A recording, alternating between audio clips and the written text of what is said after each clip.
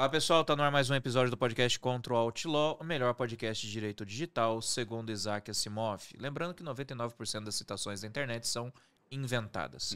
Conosco aqui mais uma vez os professores Raíssa Pavon, Luiz Bino, eu, Rafael Chaia, com um convidado especial, Dr. Marcelo Fonseca, vice-presidente da Associação Nacional de Advogados de Direito Digital, a ANAD, professor, pesquisador, autor, crossfiteiro nas horas vagas. Mas grande Marcelo, muito obrigado por ter atendido nosso convite aí, grande. Não, eu que agradeço muito o convite, fico super feliz de participar aqui do podcast. Obrigado por me considerar um crossfiteiro, porque vocês veem pela minha cara redonda que eu faço muita atividade física. E estou muito feliz de estar aqui com vocês. E ó, hoje a gente vai bater um papo sobre IA. Não tem pauta. A gente vai falar sobre IA. IA na educação, IA no emprego, porque quer queira, quer não, as pessoas estão falando muito de inteligência artificial e é sempre a mesma coisa. Vai roubar meus dados, vai violar direito autoral, vai acabar com o meu emprego. Então vamos bater um papo para tentar desmistificar algumas coisas.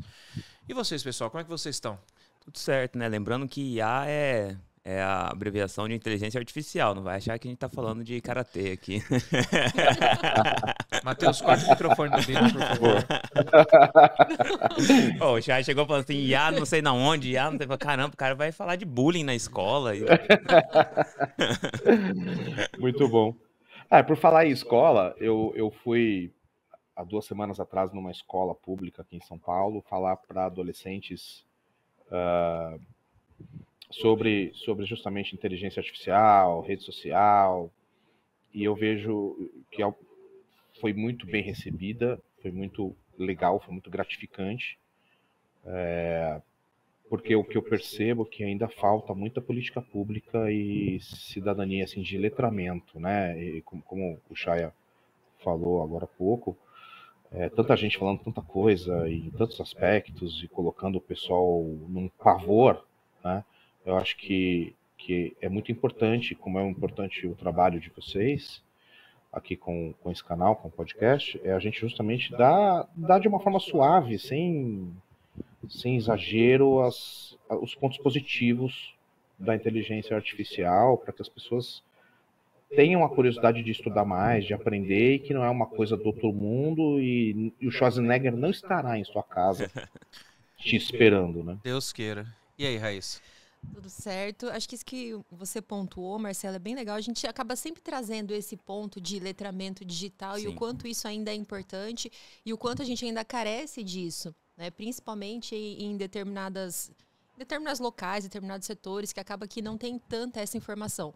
Isso eu acho importante quando a gente faz esses bate-papos, ainda que sem não um tema definido, né? Mas assim, colocar de uma forma clara e às vezes de uma forma talvez não muito voltada à técnica, né, com palavras técnicas um pouco mais de um nicho específico, mas trazendo um pouco para o público que começa a compreender o que é e desmistifica esse medo que algumas pessoas têm de inteligência artificial. A título de exemplo, a inteligência artificial vai roubar meu emprego, daqui a pouco ninguém mais vai ter emprego, né? A gente tem algumas visões apocalípticas, né, da inteligência artificial que talvez nem cheguem a se concretizar nessa geração. Eu gostei do talvez. Então, talvez eu acredite um pouco nela. Mas, enfim, eu acho importante. Então, estou bem animada para o bate-papo de hoje. É isso aí, pessoal. Já nos sigam nas nossas redes sociais, tá? @control_out_law no Instagram, no YouTube e agora também no TikTok. No YouTube agora, cortes exclusivos, tá, gente? Lá no YouTube vocês têm ali cortes com resumos do episódio. Então não deixa de assinar o canal, já curta, compartilhe com seus amigos para vocês estarem sempre por dentro do que tá rolando. Segue também o nosso perfil nas redes sociais, tá, gente? @oluizbino, @raissavpavon e @rafaelchaia.adv. Segue também o perfil da Luísa e do Anthony, que estão aí de licença, mas moram em nossos corações, @lufatim, @anthony.adv. E segue o perfil do nosso convidado também, @marcelofonseca.adv, não é isso? @prof.marcelofonseca. @prof.marcelofonseca. Já segue lá também no Instagram.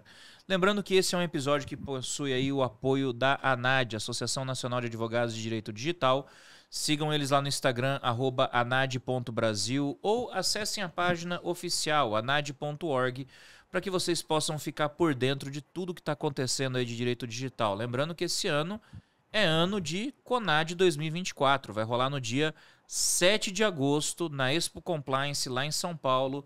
As inscrições estão abertas, não percam, somente grandes palestrantes disponíveis para vocês. Esse é um podcast que também tem um apoio do Park Office Brasil. Park Office Brasil, melhor espaço de coworking de Campo Grande, lá no edifício Evolution, Avenida Afonso Pena, 7º e 15º andares. Troca uma ideia com a Roberta Rosbach lá. Espaços de trabalho pro que vocês precisarem, tá, gente? Sempre. Esse é um podcast que é produzido pelo pessoal da D&O Comunicação. Perfil deles no Instagram, @talk.br, melhor espaço de podcasts aqui de Campo Grande.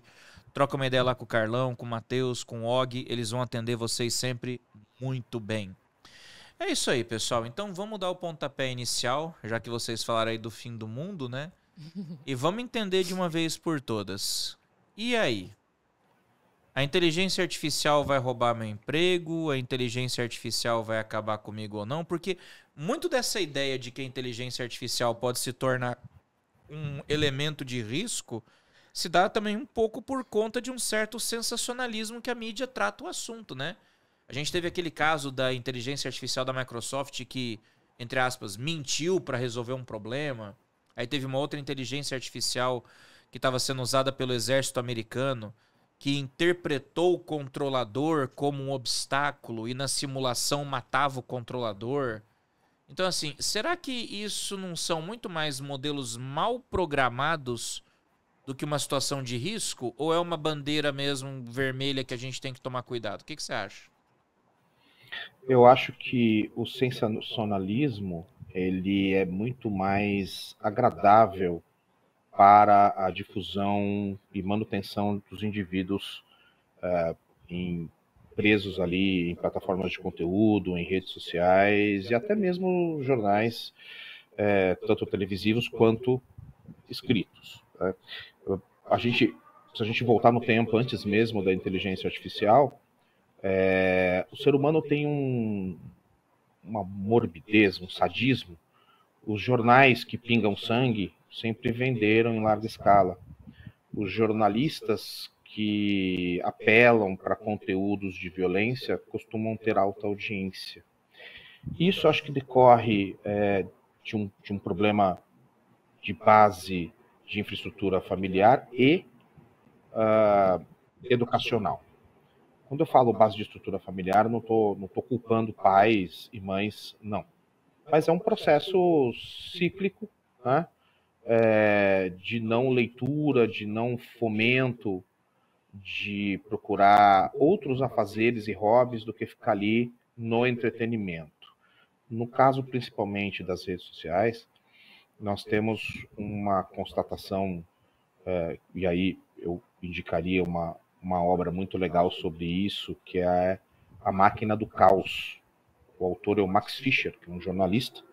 Esse livro, A Máquina do Caos, é uma pesquisa bem robusta, muito bem conduzida, sobre os grupos e conteúdos que geram mais engajamento por conta do perfil de discussão, um perfil mais agressivo, independente do conteúdo em si, mas grupos ou conteúdos em que há comentários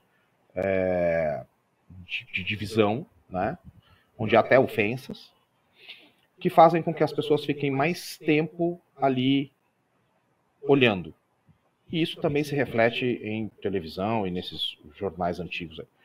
Por que isso é bom a quem interessa, né? Isso é bom para quem vende publicidade, porque quanto mais você está preso ali, mais publicidade eu vendo. Então, esses conteúdos negativos eles acabam ganhando uma certa relevância em termos sociais, porque é o discurso único que a pessoa acaba não olhando, não fazendo uma dialética, não olhando o outro lado, e porque ele é muito chamativo, né? Vai banir, vai matar todo mundo, vai tomar todos os empregos, mas eu não acredito nisso assim, de uma forma tão forte, não. Eu acho que falta o conteúdo contrário, conteúdo positivo. mas o conteúdo positivo não é tão atrativo, ele é xoxo, né? Então, acaba acontecendo isso. Você sabe que uma coisa bem marcante que eu tenho, não sei se vocês chegaram a receber na época, não tem a ver com inteligência artificial, mas tem a ver com esse sensacionalismo que o Marcelo bem pontuou. Chegaram a receber, na época do acidente de avião dos Mamonas Assassinas, um e-mail com as fotos? Eu lembro dessa época. Mundo recebeu. Todo mundo recebeu Sim. aquele e-mail. E eram fotos explícitas mesmo, ruins, e todo mundo queria receber. Então, assim, e a gente repassava aqueles e-mails, tipo assim, olha essa foto horrível. Né? Sinistro, né? Sinistro, que coisa, como se aquilo lá não fossem pessoas, que envolvessem família, sentimentos. Então, isso que o Marcelo apontou é fato, né, Marcelo? A gente tem esse algo arraigado na sociedade, no sentido de, nossa, as pessoas querem ver um negócio ruim, chama a atenção aquilo que é extravagante, né? Mas eu acho que a gente também tem um movimento um pouco contrário hoje em dia de atrair para tudo aquilo que é um pouco mais leve, mais belo, mais simples, né? Saindo um pouco dessa coisa pesada que trouxe uma carga muito ruim. Mas algo que é muito interessante também, que o Rafa pontuou, é a questão dos modelos, né? O modelo de inteligência artificial. A inteligência artificial, ela é uma inteligência artificial. Ela precisa de algo que a programe para pensar como se fosse um cérebro humano, né? Para que ela faça as ligações. E para que isso aconteça, ela precisa ter um modelo específico, uma programação específica e um banco de dados específicos também para que ela faça essas ligações. Né? Então, quanto maior o banco de dados, quanto maior os acessos que ela tiver, melhor. E quanto melhor o modelo, também o resultado vai ser melhor. E isso, essa questão dos modelos, que é algo não tão transparente hoje. Né? Quais são os modelos utilizados para que a gente saiba o motivo pelo qual uma determinada ferramenta que usa a inteligência artificial reagiu, então, assim, né? Deu aquela resposta específica naquele caso, como os que o Rafael pontuou. Então, esses dois pontos são muito interessantes da gente ter em mente. Quem faz o modelo, né? Como é essa modelagem, quem programa, e a questão social, né? De cunho social, que traz mais... vamos colocar, você trouxe as redes sociais, traz mais curtidas, traz mais visualizações, traz mais engajamento... Então, tudo isso são pontos relevantes. É porque aquela história, né? Sai uma notícia do tipo: inteligência artificial pode revolucionar a educação. A pessoa olha e fala, chato.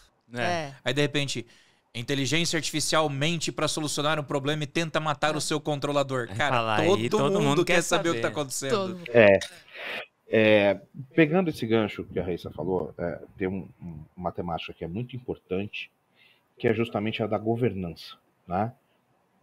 Ambas as governanças de dados e de IA são fundamentais para que a gente não tenha as alucinações, como nesse caso aí do controlador de voo. E essa informação a gente precisa difundir com muito rigor.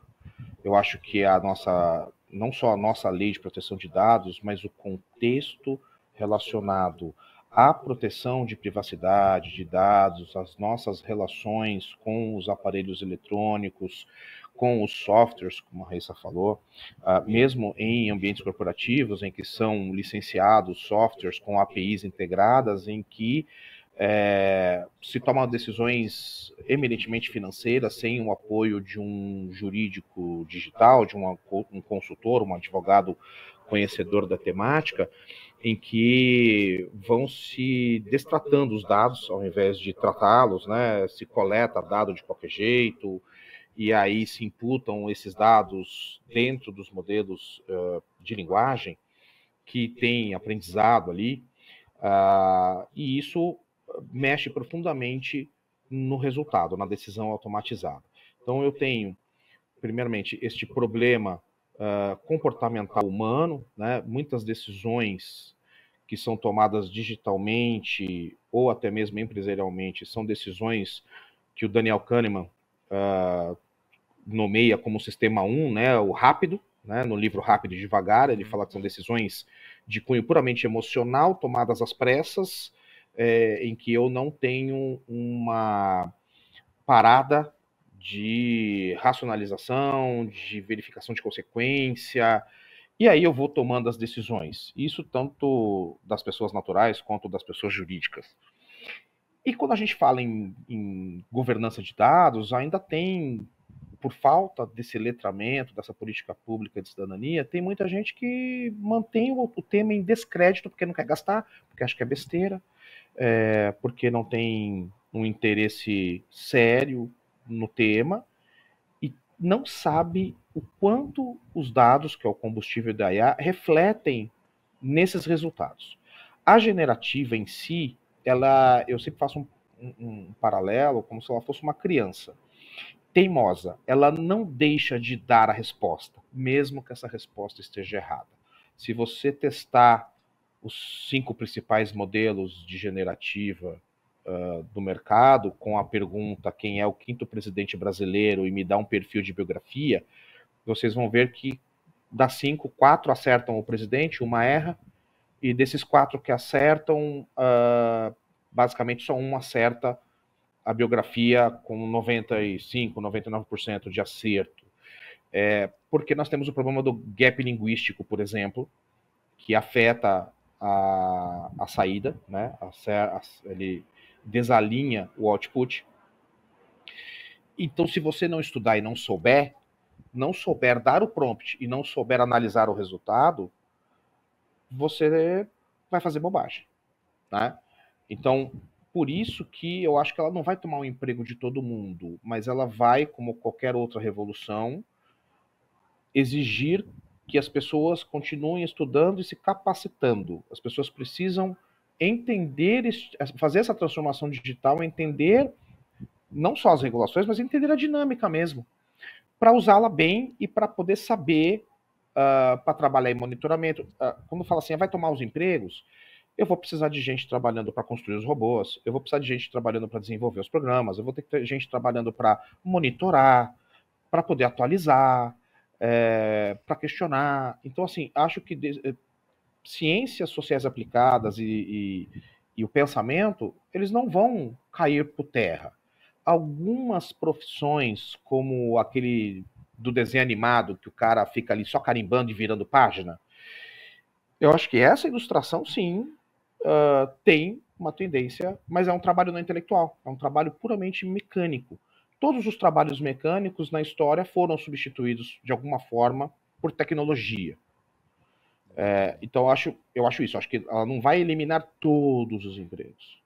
O que a gente precisa é capacitar pessoas, mesmo que elas não venham a trabalhar com inteligência artificial efetivamente, mas vão estar trabalhando de alguma forma e vão estar se relacionando como já estão se relacionando, porque a gente tem em tudo. Automação residencial, aplicativos, tablets, streamings. A gente tem. E ela é super boa. Eu acho que ela se torna ruim quando eu não sei o que eu estou fazendo. Quando eu dou um prompt errado, quando eu não sei avaliar o resultado, quando eu envieso propositadamente. Né? Você acaba passando tudo pelo próprio letramento que a gente fala, né, Marcelo? Então, assim, tipo, a pessoa ela tem que ter o letramento, não só o que a gente fala do letramento digital, né, de saber utilizar as ferramentas digitais, e a inteligência artificial é uma delas, mas também em relação à própria construção de tudo isso. Porque ela vai te dar um resultado e, como você trouxe, o resultado pode não estar 100% correto. E aí eu preciso saber também colocar isso na prática e verificar se aquele resultado ele é o esperado, se é o que eu precisava saber. Né?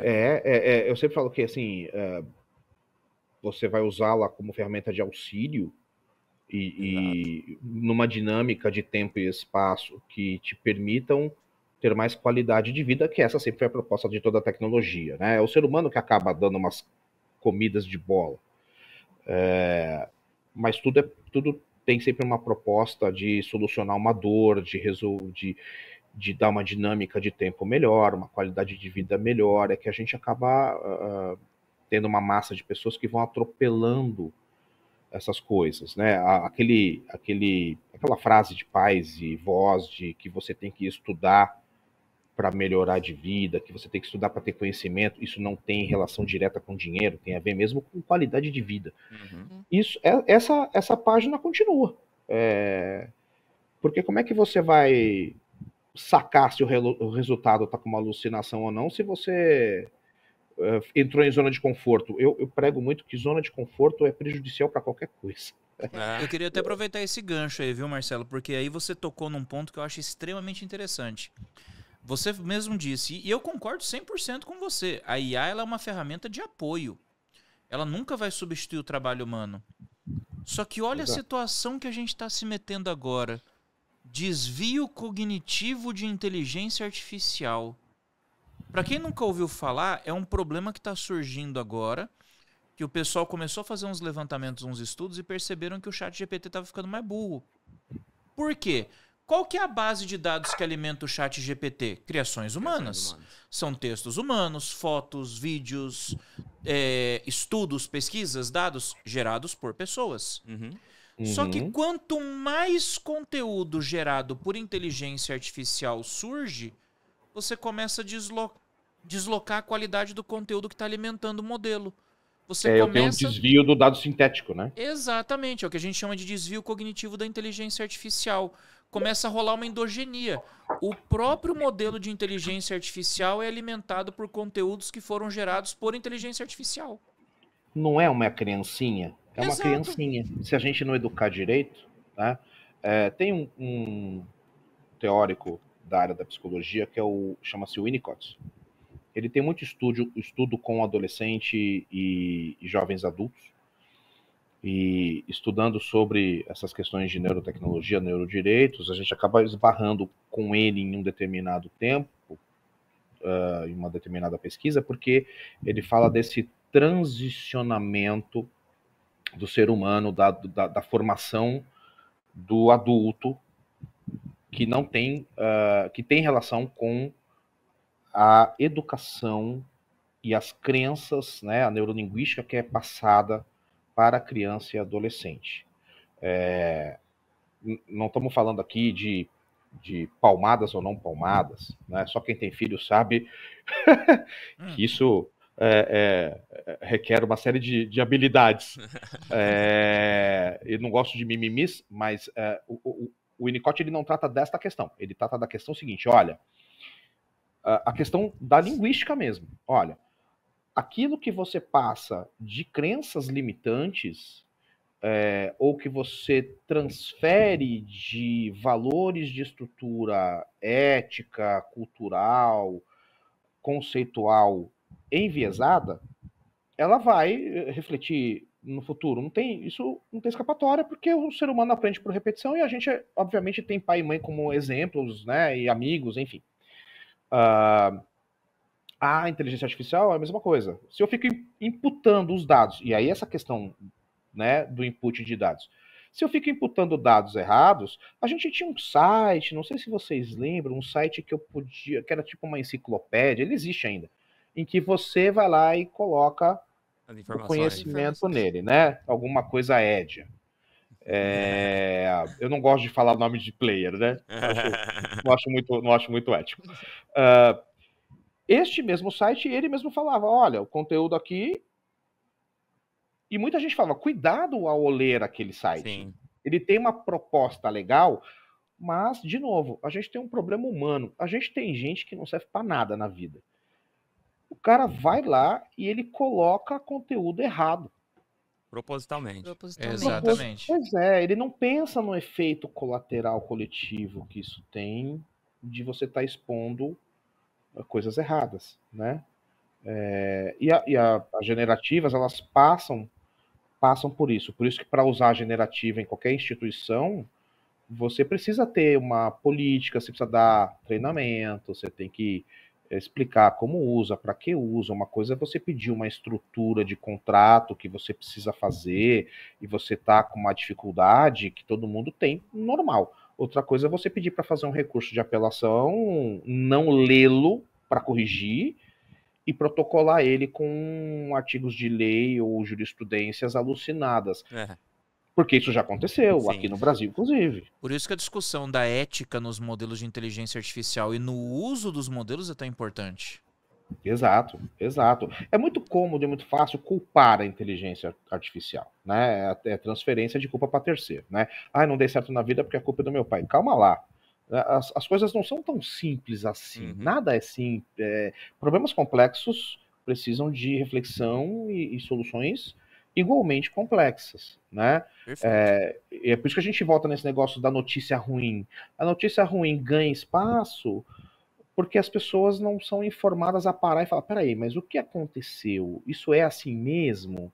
Será que aqui faltou, como teve o caso da aplicação de currículos em uma plataforma de rede social que começou a enviesar os resultados, sendo segregatória, discriminatória? Era um problema de desenvolvimento e de falta de monitoramento, de falta de um comitê de ética, de falta de instruções para quem ia usar sobre como subir o currículo, né? Tudo isso é humano. Então a gente vai continuar precisando de gente. A gente vai precisar de formar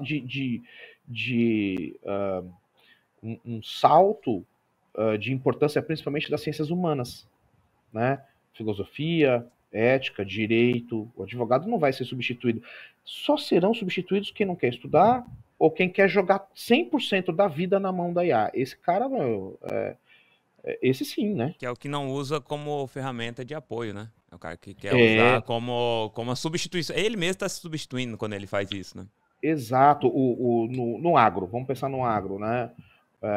O cara, se eu não der capacitação para uma pessoa que trabalha numa fazenda a operar um aparelho tecnológico, eu não vou dar a chance dessa pessoa melhorar de vida. Eu vou tirar a pessoa do campo e essa pessoa vai morrer.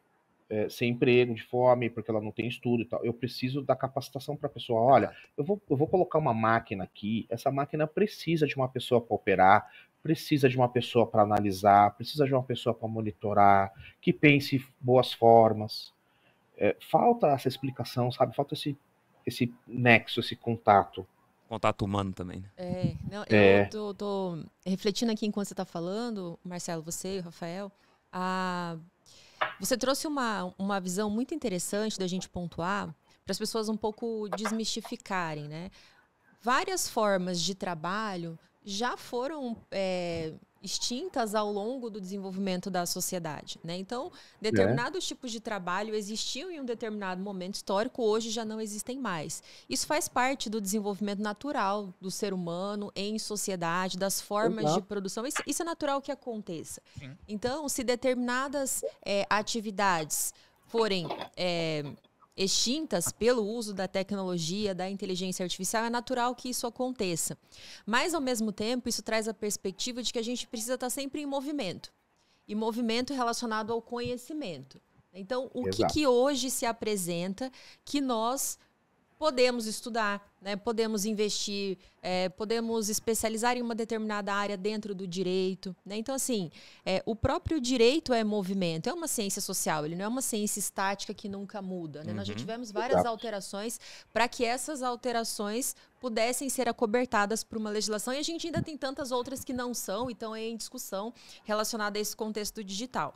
Então, isso é muito importante. E importante também pontuar essa questão do indivíduo precisar ter essa postura proativa de buscar cada vez mais conhecimento e novas colocações no mercado de trabalho, né? Isso é muito importante, isso vai ser muito exigido. A gente aqui na nossa conversa informal, antes de começar o podcast, acabamos de falar que não tem tantos pesquisadores ainda em determinadas áreas do direito digital, por exemplo, das criptos. É verdade. Ou seja, existe um grande campo em aberto de atuação acadêmica, de atuação profissional, e que ainda não está sendo muito explorado, ou que ainda determinadas pessoas não tiveram interesse, né? Um determinado grupo de pessoas, enfim.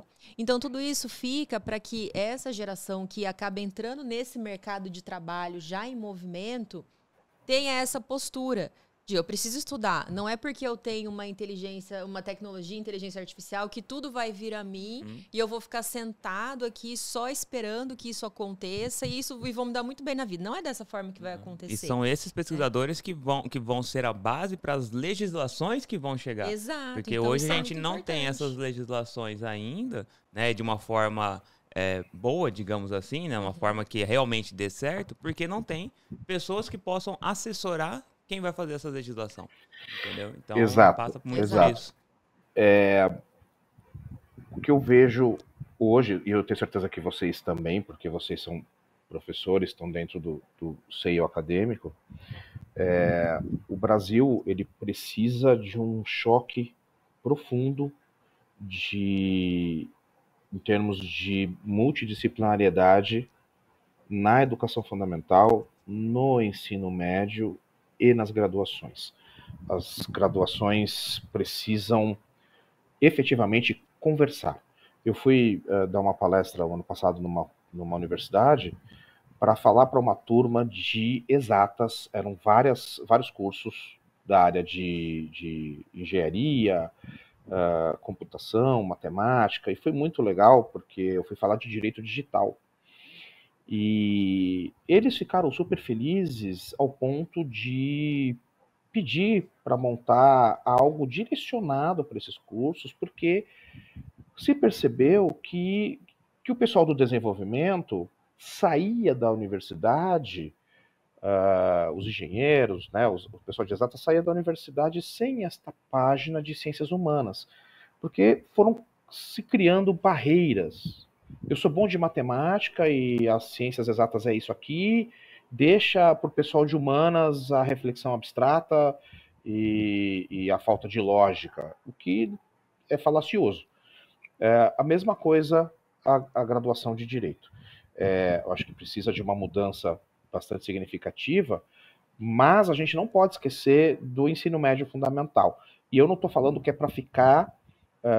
eu acho que o movimento que é feito em alguns países asiáticos e a Europa está começando a imitar, como, por exemplo, a diminuição do excessivo uso de tecnologia por crianças e adolescentes, de forma descontrolada, sem a governança, sem o controle, sem a reflexão, já é comprovado por vários estudos científicos mudanças de cognição, mas não com evolução. Ao contrário, mudanças cognitivas negativas, por causa dessa zona de conforto. A Inglaterra mesmo, além de vetar o uso de tecnologia nas escolas, está educando, cobrando dos pais que as crianças leiam.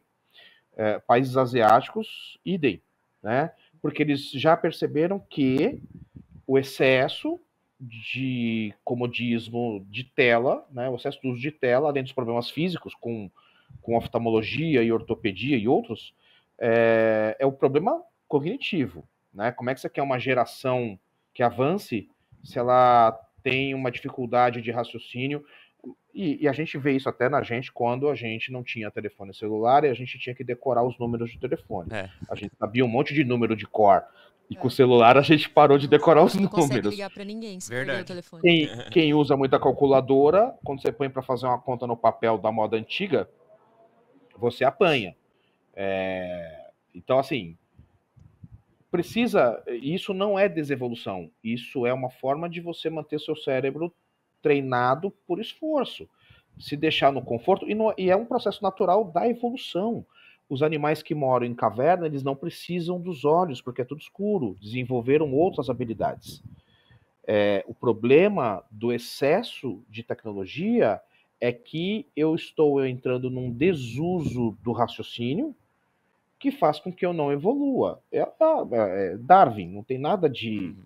Ninguém criou a roda. É uma observação já comprovada, né? E aí agora começam a vir gadgets de interação neural, o que é mais preocupante ainda, porque você pode ter agentes de mercado ou instituições públicas, o Estado, mexendo com algo mais profundo, que é crença, que é memória, que é direito de liberdade de expressão, livre-arbítrio. Então, assim, as pessoas precisam entender todos esses contextos desde cedo. Desde cedo. Meu filho aqui, de tanto ouvir falar de proteção de dados, outro dia eu peguei ele explicando para um amigo dele por que ele não podia mandar o RG no WhatsApp. Do nada, você vê? O exemplo arrastando, né? Ele ouve tanta hora falando de proteção de dados e de segurança da informação e que não pode. Aí eu falei para ele, onde você tirou isso? Eu escuto você falando aí. Eu sei que é importante proteger os documentos, os dados, não ficar postando foto toda hora, ter perfil privado. Aí você vê, a gente ensina isso desde criança. Agora, Marcelo, você tocou num ponto bem sensível, que é essa questão da cognição. E o quanto a tecnologia, ela tem um lado bom, mas ela também tem esse ponto de atenção que a gente precisa ter, principalmente com criança e adolescente. Criança, mais ainda, que está na fase de desenvolvimento, de percepções. O cérebro humano, ele funciona por conexões, né? Como uma rede neural mesmo. Ele vai fazendo conexão até que a gente chegue em uma conclusão. Essa é a nossa atividade cognitiva. E quanto mais conhecimento nós temos, mais a gente consegue fazer conexões precisas e entregar uma resposta, uma resolução de um problema, por exemplo. Exato. Agora, quando a gente coloca o uso de telas, por exemplo, por crianças, a partir de uma determinada idade, a tela barra essa cognição. Porque ela acaba fazendo essa ligação por conta. E a criança não tem aquela atividade neural que ela precisaria ter. Feita. Ela delega automaticamente para um celular, para um tablet, e ele acaba fazendo essas ligações. E isso reflete muito conforme o tempo vai passando e esse indivíduo precisa exercer as suas atividades em sociedade, vamos colocar assim. Então, ele acaba sendo um indivíduo que não tem a capacidade de resolução de problemas de uma forma rápida, ele sempre vai precisar de um auxílio de um celular, do auxílio de um computador, ele não consegue dar uma resposta. Ele vira um dependente, né? Ele vira um completo dependente. E sabe qual é um problema que eu tenho percebido bastante também? A questão da escrita. O quanto a questão da escrita vem sendo prejudicada. Talvez como um segundo maior problema nesse contexto, a dificuldade que os indivíduos em geral têm de colocar aquilo que está na cabeça no papel. Porque a gente não escreve muito mais. Mais grave que a escrita. Está modificando até a fala. Eu vi esses dias um vídeo em que uma mãe reclamou que o filho dela começava a falar assim e terminava assim as frases. Não, mãe, eu tenho que ver porque eu tenho que ir pra escola. Não, eu vou encontrar meus amigos. Aí ela perguntou assim, mas por que... Ela pegou e falou assim, mas o que tá acontecendo? Não, mãe, porque corte de YouTube é assim. E ela foi ver os cortes no TikTok, no Reels, era desse jeito. A pessoa tá falando, de repente, corta na metade da frase. E aí, a criança falando tá emulando um corte de edição, cara. É uma coisa assim incrível. Porque outro ponto que o Marcelo tratou é a questão da teoria da evolução. Isso faz muito sentido. Nós somos extremamente moldados pelo meio. Qual é o meio que essa criança vive? É esse. Ela só tem acesso a esse tipo de informação. E a gente sabe a questão uma questão também social, de redes sociais. É a perspectiva da criação de bolhas. Então, o indivíduo só repete aquilo que está dentro da bolha. A própria linguagem memética. A própria linguagem memética. Então, isso traz todas essas consequências, que a gente ri, mas precisava chorar um pouco. Não, e a gente não tá, apesar da gente estar falando de tecnologia recente, né, nos últimos anos, nos últimos 20, 30 anos, isso é constatado por educadores há muito mais tempo. De que você colocar uma criança para aprender um instrumento melhora a rede neural dela, que isso vai influenciar no futuro a prática de atividade esportiva, a leitura, escrever e ler. Eu fiz um curso de programação neurolinguística, eu sempre lembro da fala do Steve Jobs em Stanford, quando ele fala que várias coisas que ele só fechou o circuito numa idade mais avançada do desenvolvimento dos produtos, em que ele falou, nossa, eu fiz curso de caligrafia na faculdade e achei que o pessoal falava que não ia servir para nada. Se hoje o Word tem várias fontes, foi porque eu fiz curso de caligrafia e coloquei no Word. E no fundo é isso, eu fiz um curso de programação neurolinguística para desenvolvimento pessoal, porque eu sou uma pessoa curiosa e tento me conhecer, e é por isso que eu falo que as pessoas precisam ter multidisciplinariedade, elas têm que fazer outras coisas e ter outros aprendizados, justamente nesse gancho de resolver problemas mais complexos, mas porque isso ajuda você em questões cognitivas. Tem um monte de estudo que públicos vulneráveis, crianças e idosos, que fazem matemática, que leem e escrevem. Quando a neurolinguística fala que quando você estuda em voz alta e escrevendo, você está usando o sentido da visão com a audição, com a sinestesia da escrita. Você aprende muito mais rápido, usando os 3 formatos e de uma forma dinâmica. Só ouvir ou só ler não é tão efetivo. Ou seja, a gente tem que estar em movimento e a gente tem que aprender coisas diferentes. Vai fazer um curso de culinária, vai fazer pintura, vai ler, vai bater papo com os amigos. Ficar o tempo todo na tela é o excesso, né? Tudo que é excesso, tudo que vira meio fanatismo, é prejudicial, né? E a preocupação com o nosso futuro, o futuro do país é essa, assim, que crianças a gente está permitindo que se criem, que vai refletir no futuro, inclusive na geopolítica, na nossa competitividade. Sim. Então, né? Eu acredito que essa nossa geração, inclusive, aqui, é uma geração que passou por praticamente todas as evoluções digitais, né? Então, desde da internet lá, né, de Tim Berners-Lee ali, a gente passou por tudo isso. Então, olha, eu sou tão velho que eu fiz datilografia. Você vê como eu sou velho.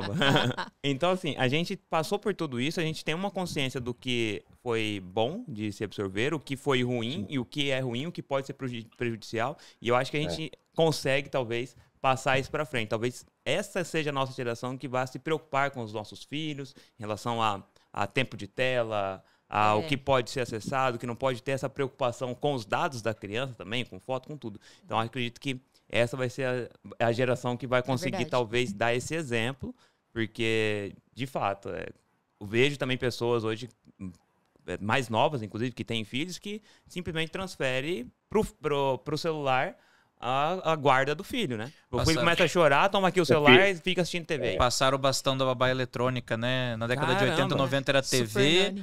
Agora é o celular e o tablet. Deixa ali. Começou a chorar, toma o celular. Então, criança dá trabalho, né? Então, conflita um pouco com os interesses, né? E acho que isso é outra página que eu acho que é mal dita, mal falada. É a conscientização sobre a responsabilidade que um pai e uma mãe têm com o pegar no pé de uma criança, sabe? Marcelo, eu tô com uma dúvida que eu queria tirar contigo, que é uma dúvida, na verdade. Já que a gente está falando de modelos de IA também, e você tocou na questão da proteção de dados. A gente sabe que os modelos de IA hoje, eles dependem de um volume absurdo de dados, quando a gente pelo menos está falando de IAs supervisionadas, né? As supervisionadas, elas dependem de um conjunto de dados pré-estabelecido para poder funcionar. E quando a gente der esse passo agora para a Web3, em que a gente já não vai ter mais essa concentração de dados na mão das Big Techs, cada usuário... né? Exato, descentralização. Cada usuário vai ser responsável pelo seu próprio conjunto de dados.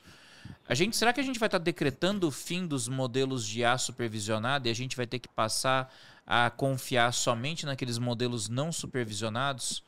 São aqueles que você tem que ensinar do zero, como se fosse uma criança mesmo?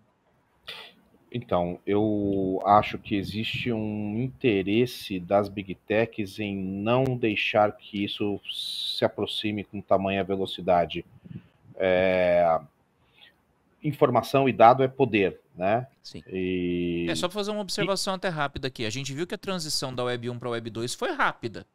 A internet de consumo de conteúdo para a internet como serviço foi muito rápida. Lá da época do Tim O'Reilly. Agora da Web 2 para a Web 3 está se arrastando. Da grana, né? Exato, agora da Web 2 para a Web 3 está se arrastando, cara. É incrível isso. Aí vem aquela pergunta, né? A quem interessa, né?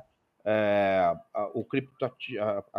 criptomoeda, a princípio, foi pensada para ser algo que rompesse com a estrutura de Estado e controle, né? Algo que é originário ali dos cyberpunks. Olha, a gente cria tecnologia e cria conceitos que a gente não quer nenhum vínculo estatal, nenhum controle do sistema. Veja que alguns estados como o nosso estão tratando de correr atrás de ter uma criptomoeda. Então, assim, algo que foge da descentralização, né? Foge, e é contrário ao conceito, ao espírito da criação da criptomoeda. Mas quando a gente fala em Big Techs, e até o governo americano, de uma certa forma, tem ali o seu vínculo e também o seu receio com Big Techs, por conta disso. As Big Techs não querem perder essa hegemonia, né? Esse poder dominante. Então, eu acho que vai se arrastar ainda por um bom tempo. A disseminação da cultura contra criptomoedas, com o jargão de que é para crime, é para lavagem de dinheiro, isso aqui é coisa de criminoso, constantemente vem de encontro àquilo que a gente conversou no começo, do discurso negativo para pegar audiência, mas também vem de encontro a uma cultura de antidescentralização. Com certeza. Deixa eu entrar agora num assunto que eu achei interessante. Agora, recentemente, o ChatGPT lançou o ChatGPT 4o, né? E uma das coisas que está surgindo bastante na internet, que trouxe de mudança nesse 4o, é a interação cada vez mais empática da inteligência artificial, né? Então, assim, eles dão um comando de voz e a resposta, ela vem numa empatia, assim, como se fosse uma amizade, assim, antiga, e vai te explicando e tal. Então, achei algo, assim, bem interessante. E aí eu lembrei que também, há um tempo atrás, surgiu na internet uma influencer que recebia aí quase $20 mil por mês de impulsionamento e tal, né, de conteúdo, e ela fazia, além dos conteúdos normais, ela também tinha um conteúdo sensual, né? E essa pessoa, essa influencer, ela é uma inteligência artificial, não existe, entendeu? Então, olha só, Bauman agora trouxe pra gente, você volta lá em Bauman, falando sobre relacionamentos líquidos ali, subiu mais um ponto, né? A gente tá agora com uma inteligência artificial que é generativa ao ponto de você pagar uma influencer, pagar o conteúdo daquela inteligência artificial que é uma pessoa que não existe, e agora o ChatGPT ainda traz para nós essa interação mais humanizada da inteligência artificial. Então, note que ponto que a gente vai chegar de relacionamentos. Né? Eu não critico, cara. Eu não critico, porque uma pessoa como eu agora tem a oportunidade de uma renda extra. É assim. Esse mês eu pago meu cartão. Esse ano eu pago meu cartão. Essa questão da humanização, ela tem a mesma ideia. Na verdade, eles estão nos usando para treinar o modelo para depois embarcá-lo em robôs. Faz sentido. Quando a gente usa generativa e fala por favor e agradece, ela tende a ficar mais... Ela tem uma acurácia maior, ela tem uma assertividade maior. Isso já também com teste de laboratório.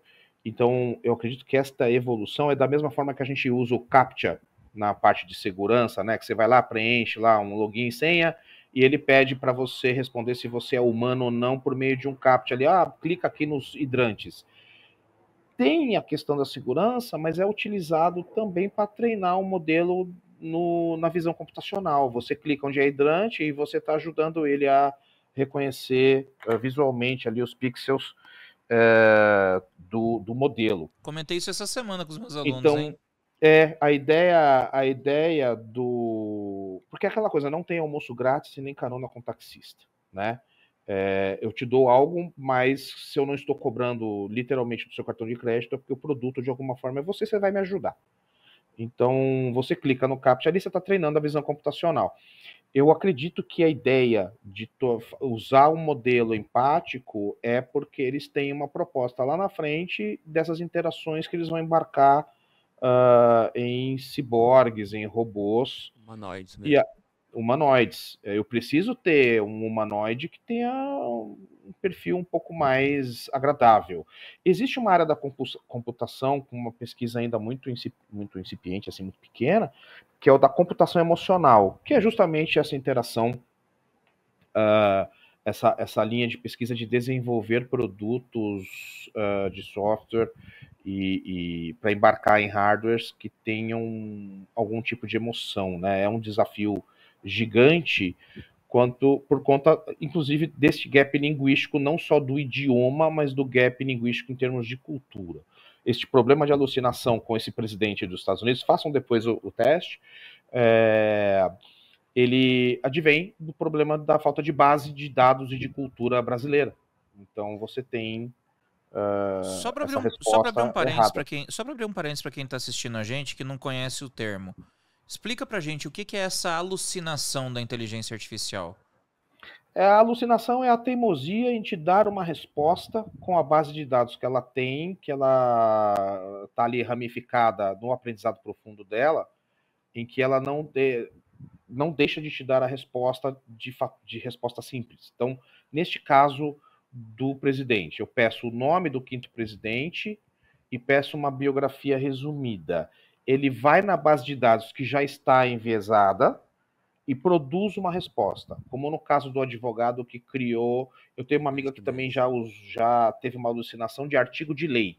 Ela não ficou... Em vez dela dizer que não conseguia dar resposta, ela conseguiu dar a resposta, mas a resposta estava absurdamente errada.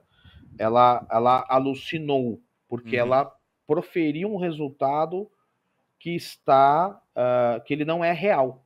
Ela criou um dado sintético, na verdade. Ela fez o conjunto de dados e deu a resposta, criando um novo dado, que no caso era uma biografia que não era do presidente ou um nome que não era o correto. Então, para quem Isso é a alucinação. Então, né? para quem estiver ouvindo aí a gente, pessoal, alucinação não é brisa da inteligência artificial não, tá, gente?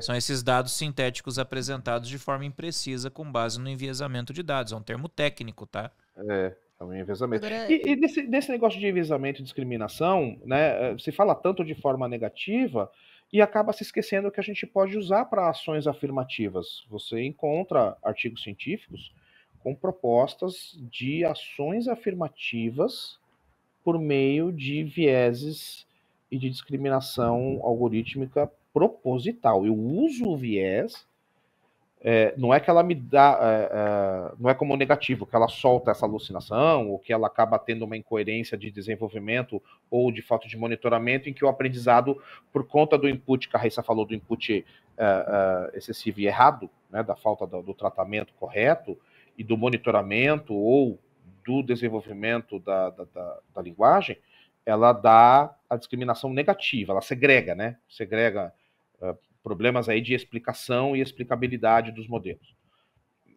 Mas eu tenho condições de desenvolvê-la para me dar um resultado enviesado para uso positivo.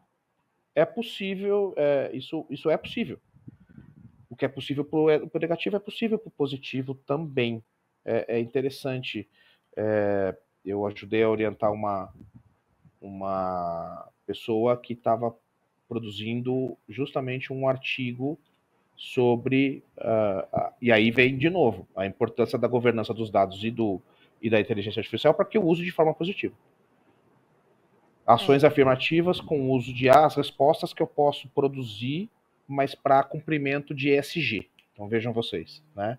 Nós temos coisas boas. Com certeza. Só voltando aqui no que o Bino falou, que eu fiquei pensando, enquanto você estava falando, olha que como se fosse um novo dilema que a gente se encontra, né? O ser humano é um ser social por natureza. Nós precisamos viver em sociedade. A gente não tem a dinâmica de viver sozinho, isolado de todo mundo. Isso não quer dizer que a gente não gosta de ter momentos de... né, enfim. Mas a gente é um ser social. Nós passamos por um momento da modernidade líquida, desses relacionamentos completamente líquidos, né? Então, que não duram, que não tem tanta profundidade, porque, ao mesmo tempo, as pessoas não querem se conectar tanto a ponto de se conhecerem efetivamente.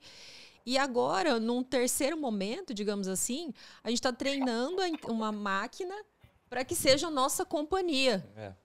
Olha que louco. Então, a gente não quis a companhia, a gente ficou nesses relacionamentos líquidos. Então, agora a gente está treinando máquinas para que elas consigam responder aquilo que a gente precisa, porque a gente precisa dessa devolutiva de outra pessoa, né? A gente precisa dessa interação. E isso gera aquilo que a gente já falou em determinados momentos aqui também na nossa conversa hoje, de isolamento cada vez mais profundo do indivíduo. Então, eu não preciso mais ter contato com outras pessoas. Eu tenho um computador, um que software... me entende, que conversa comigo. Que me entrega prazer, que me entrega entretenimento, que me entrega tudo. Eu não tenho esse contato mais com a sociedade. E é engraçado você mencionar isso, porque quando lançaram o vídeo de lançamento ali do GPT-4o, o pessoal fez na hora uma comparação com o filme Ela, do Spike Jonze. É estrelado com o Joaquin Phoenix. Eu ia justamente sugerir assistir esse filme. E isso sim é preocupante, né? Eu vou querer calibrar uma IA embarcada num humanoide para fazer só o que me agrada. Nossa, que confortável, né? Que legal. Isso é um risco de extinção. Aí vem o dilema, né? A pergunta. É culpa da IA? Ou é o ser humano que está se autodestruindo? Me corrige se eu tiver errado, mas o Blade Runner 2049 do Villeneuve também aborda essa questão de IAs que servem de companhia para seres humanos. E tem projetos já em teste de humanoides para sexo. Então, veja, é óbvio que a gente não acredito que a maioria das pessoas vá comprar um humanoide para não ter que se relacionar com ninguém. Depende do preço. Mas depende do preço, né? É verdade. Mas isso vai gerar uma redução brutal, né, das relações e da população, porque você não da tem natalidade. Né? Exato. Da natalidade. E aí, várias outras questões advêm disso, né? Vamos pensar nesses gadgets de neurodireitos, vamos pensar aonde esses humanoides vão ser comercializados, com que interesses, eu tenho interesse em diminuir a população de um lugar, porque existem esses impactos concorrenciais e econômicos que precisam ser observados. Sim. Né? O pessoal brinca que Simpsons acerta, mas essa quem acertou foi Futurama. Porque tem um episódio do Futurama que o Fry, que é o protagonista, ele contrata um serviço de um robô, que é a cara da Lucy Liu, a atriz, e começa a namorar e se relacionar. E aí na história do episódio fala, não, mas você não pode fazer isso, porque há muitos anos o relacionamento com seres humanos e robôs foi proibido porque houve um declínio acentuado das taxas de natalidade. As pessoas já não queriam mais se relacionar com seres humanos, só com máquinas. E esse episódio do Futurama tem anos que foi ao ar. Tem muito o Futurama tempo. É dos mesmos do Matt Groening, é do mesmo criador dos Simpsons. Bem, o Simpsons falou, mudando aqui rapidamente para gancho, só para não perder o fio da meada, o Simpsons previu que o final da Copa vai ser Portugal e México. Tá todo mundo na expectativa se vai acertar. Já pensou, gente? Bem, eu não quero confiar muito na taxa de acerto dos Simpsons, não, porque tem um episódio deles que eles falam que dia 18 de maio de 2024 era o fim do ano, tá? E é o dia que nós estamos gravando esse episódio. Então, assim, vamos torcer pra eles errarem um pouco, né? Teve um filme também, agora falando dessa questão de filme, é bem antigo.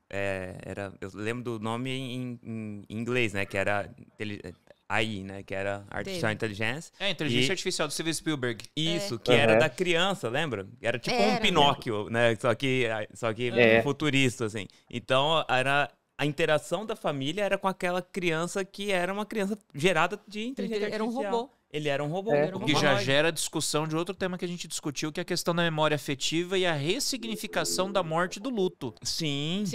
Também. Você tem um outro filme, um pouquinho mais velho, que é o Robin Williams, que ele é um robô que cuida de uma criança. É um homem bicentenário. Filmaço. Ótimo. E aí ele vai se transformando em humano, né, ao longo do tempo. Cara, é muito legal. São situações que a gente vem também... vem absorvendo hoje, né? Hoje em dia. Então vem acontecendo também algumas coisas. Eu sempre brinco que filme e livro de ficção é muito mais realista do que parece. Sim. Porque o que você tem de episódio e filme que parecia absurdamente surreal e que está mais presente agora do que parece. Quando a gente fala nessas neurotecnologias, neurodireitos, a gente pensa em Minority Report, que não é um filme novo. Com certeza. Com certeza. E que tem muito a ver com essa ideia de culpabilidade por algo que você pensou. Pô, eu penso em A arte imita a vida. No nosso episódio dos neurodireitos com a Camila, um ponto que ela falou que é muito legal da gente ressaltar, Marcelo, é essa questão de como o direito precisa ser visto ou reestruturado como um todo a partir dessa perspectiva de neurodireitos, né? De como o nosso ordenamento jurídico atual não dá conta de proteger essa nova dinâmica. E isso é muito interessante, a gente não pensar só em caixinhas, né? O que você coloca da interdisciplinariedade. Não dá para pensar em mudar só o direito penal, baseado lá no Minority Report, eu vou punir a pessoa pelo que ela pensou em fazer, nem chegou a fazer. Né? Ou então, não adianta mudar só o direito civil, ou só... Obviamente, a gente tem um caminho para percorrer, mas a perspectiva acaba sendo essa. Essa semana eu tive uma professora no Mackenzie que eu vou indicar para vocês também, é uma pessoa muito legal, ela tem feito umas pesquisas muito interessantes, e ela, conversando com ela, ela falou que a própria metodologia de produção científica e legislativa para questões tecnológicas vai ficar mais, deve ter uma tendência mais similar à metodologia do René Descartes e das ciências biológicas, em que nós vamos precisar fazer testes empíricos sobre as relações que temos com as tecnologias, ao invés de legislar para ver o que acontece, porque não vai dar tempo e não vai funcionar. A gente precisa, junto com o protótipo ali do MVP do produto que está sendo desenvolvido, já observar questões éticas, de vieses, de impactos, de consequencialismo, para a produção da norma. A gente entra num outro estágio. Primeiro porque os processos legislativos, e o nosso país não é diferente, são demorados, muitas vezes mal tratados. A gente vê aí justamente a legislação da IA sendo espancada. Tem as questões de oportunismo, de política mesmo, enfim, de interesses, e que não são bem muitas vezes discutidos e refletidos. Eu acho que questões legislativas, né, as regulações para a tecnologia precisam de dados reais, precisam de testes monitorados, observados por terceiros para a produção de normas. Porque senão a gente vai continuar muito nessa ideia pós-positivista, positivista, de legisla, e depois a gente remenda, depois a gente altera. Não vai, acho que para a questão da tecnologia não vai funcionar. Solução velha para problema novo, né? Exato. A gente até brincou sobre isso, falou, nossa, a gente tem aí, talvez a gente precisa começar a escrever um pós-positivismo. Né? Tá na hora. Gente, estamos encerrando aqui, tá acabando o nosso tempo. Passa rápido, assim, né? Cara, voou. Com todo respeito, a hora que eu olhei, a gente não tem um cronômetro escondido ali. A hora que eu olhei, eu falei assim, mas tem 40 ali, cara. Já tá no 62 agora. E a gente tá aqui há mais de uma hora já e passou voando. A gente, poxa, papo quando é bom é assim que funciona, né? É verdade. Mas, Marcelo, vamos lá. Considerações finais aí. Quais são os pontos, assim, que você acha que o pessoal tem que ficar mais ligado com relação à inteligência artificial nos próximos dias? Ou qual que é o alerta que você acha que é o mais importante de ser destacado nesse momento? Eu acho que o alerta é que a gente continue batendo na tecla da transformação digital, letramento, educação em vários níveis. Quando a gente falou de criança, não são só os pais, é o Estado, é a escola, são os adultos. Então, eu acho que para todo mundo, fazer com que as pessoas tenham um entendimento mais claro sobre as questões, que não se fique criando uma complexidade conveniente para não paginar as pessoas. E para quem vai nos assistir, estude várias coisas, pare para pensar, estude de outras formas, outras coisas, porque tem muita coisa vindo aí ainda e que vai precisar realmente de pessoas que resolvam questões complexas. E aí, pessoal, e vocês? Eu vou muito nessa linha também do letramento digital. Eu acho que esse é o grande gargalo, porque não somente para a inteligência artificial, hoje no mundo que a gente vive, quando se discute tanto a questão de fake news ou ainda de como a pessoa se trata na internet e tal, tudo isso passa através do letramento. É saber o que é o correto, o que é o certo, se aquilo ali é de fato uma pessoa mesmo ou não é, uma inteligência artificial. Então, tudo isso vai passar pelo letramento digital. Então, eu acredito que esse é o presente. É estudar, de fato, o digital, estudar o meio ambiente digital, que é o que a gente já falou aqui também, e saber quando você não está entrando aí numa cilada. Entendeu o trocadilho? Ai. Eu vou nessa perspectiva também de letramento digital e muito mais de interdisciplinariedade quando se trata de direito digital e dessas novas perspectivas tecnológicas.